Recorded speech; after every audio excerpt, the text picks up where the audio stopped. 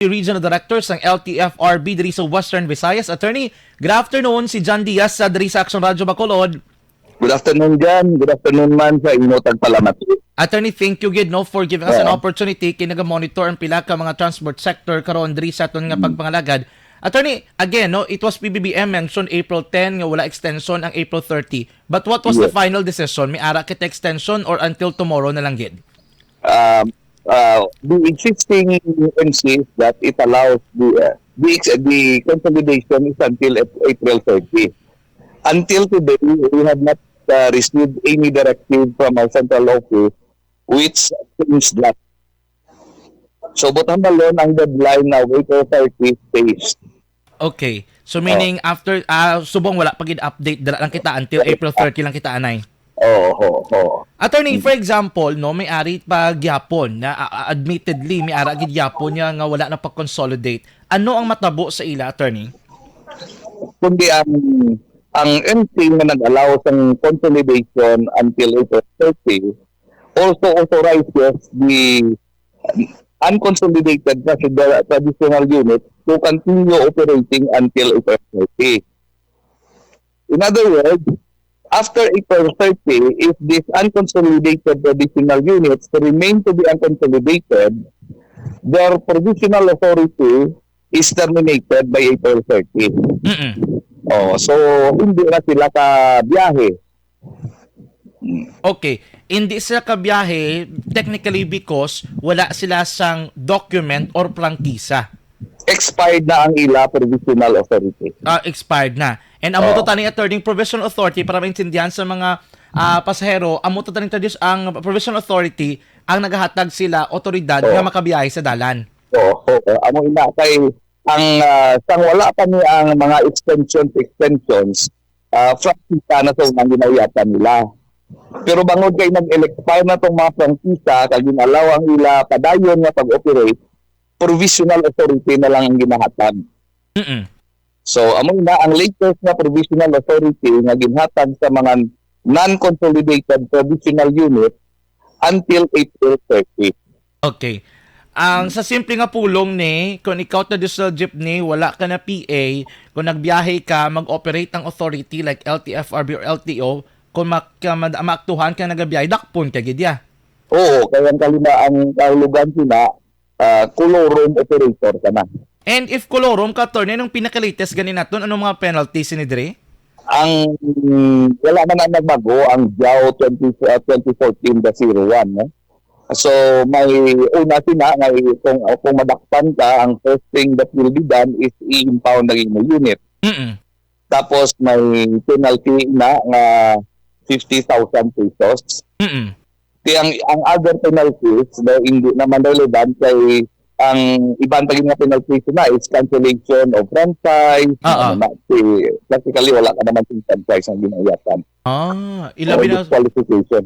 Ilabi na mga vans ang unang daan, do kalambot ng mga sinmail, attorney, no? Ang van niya is 200,000. Ang mga bus niya ang 1 milyon na siya. Perfect. Yung mga jeepney kahayos ni mga 50,000. 50,000, Pero hindi man natin gusto nga madakpan kag ma-penalty sila, no? Pero ang concern di ba, attorney, no? Kay Tikumo, may ara pagidman, wala nagpa-consolidate yung mga dipasay, ilabi na traditional jeepney.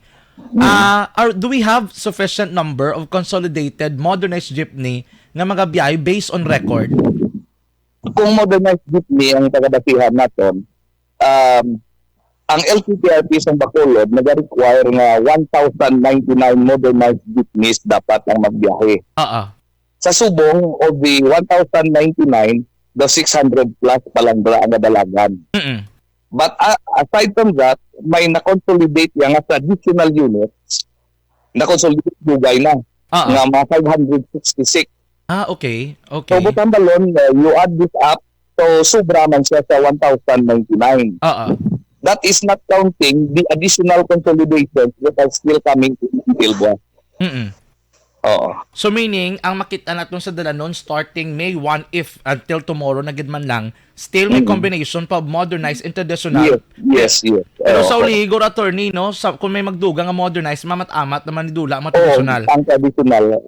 Kaya nga natabo sila, every time you deliver a modernized jeep, dapat i-drop mo ang corresponding number of traditional jeep. Oo. And kabay pa maintindihan inisang mga Oo. pasahero. Kabalo ka, attorney, ako paglantaw, be, amang wala nang pa-consolidate, kung gusto nila na magpa-consolidate, ng ligad pa mong hindi ka na Oo, kapila na tagaan sa extension. So, butang balon, intindi din sila sa klaro sa ilang maging konsekwensya sa ila tikang kada sa akon paganop daw may mga tikang na sila ginahimo nga base may remedy man nga makuha sila sa ating gobyerno para sa ila tanto sa ila katuyuan. Oh, okay. Kanami na pamatian, attorney. Kaya tifo man sila nila itong naintindihan ta sila kung may ara sila kausang ila. Oo, ano na. Oo. Kami sa regional office, kung may ginapatuman kami nga mga polisiya o regulasyon, hindi inabot ng balon nga kontra namin ang mga wala nag-aukod. No? Ang amin niya, kahit implementing office kami, gina-implementala namin ang kung ano dra ang policy. We have nothing personal or ideological against the groups who are opposed to the modernization. Anyway, tomorrow may ara mga transport strike pati kayo na diri sa Western Visayas region-wide or diri sa Bacolod City. Are we still monitoring, attorney, if ever ginman blabas may ara mga conflict or kakulangan sa mga transport services? Of course, every time nga may mass transport strike, we are required by our central office to monitor and make reports. And we are also required to make coordination with the affected local government unit. No. So bantay sila do kag monitor gini sa gali. Anyway, attorney, thank you so much gid kabay nga ara ka lang agyapon kay do ikaw ang aktibo nga naga regional director so far. In fact yan, so dong I just issued an office order nga din-extend ko ang office hours naman until 8 o'clock. 8 p.m. O 8 p.m. Amo man hasta buwas. Para lang ma-cater nato ng gusto. Oo. Kay balaan mo man ang Pilipino, bilang binatasan. Kung hindi gani, ultima ora, hindi mag-iho. Kung dilok pa, no? Oo mo na. So, sige lang. Part of the job, hindi naman pa na mag-iho na. Ani, man. Anyway, bako attorney, tani ara katagyapon para may tawga kami permi hapos sa LTFRB kinakabot dagit sang una eh. Okay lang Okay, attorney, thank you so much, Gid. Thank you, Gid, attorney. Sige, you're welcome dyan. And thank you man also for the opportunity. Yes. Thank you. Good afternoon. Action Reports, Afternoon Edition.